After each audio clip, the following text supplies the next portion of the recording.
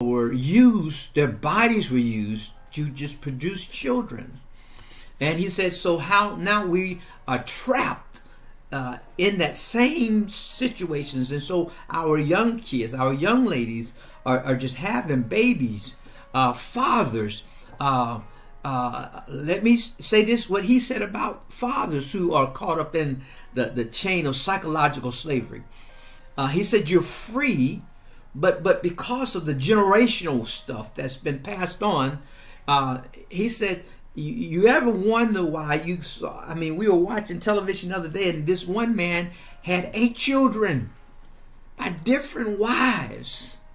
And he said, well, that's how they were bred. Men, they breed and then they move on. But let me tell you, that's the old life, because we don't have to live that kind of life anymore, because we have been crucified with Christ. Am I helping somebody?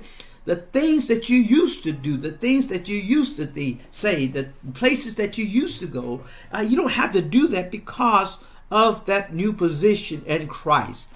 And so we should live no longer slaves to sin, because if we've been freed from Christ, Christ's death cancels all the obligations. It breaks all ties. It settles all scores. If a slave is dead, his master has no more claim over him. Have I got a witness here?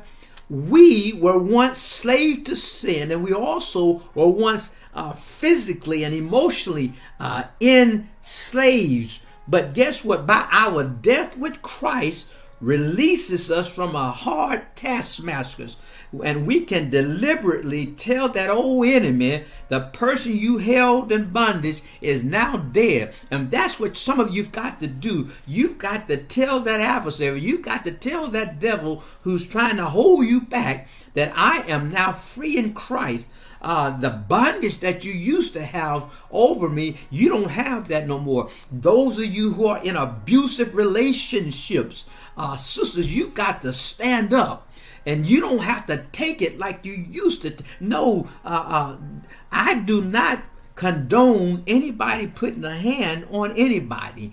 And sisters, you better watch some of them Madea movies, and you better start recognizing the power that you have and the strength that you have.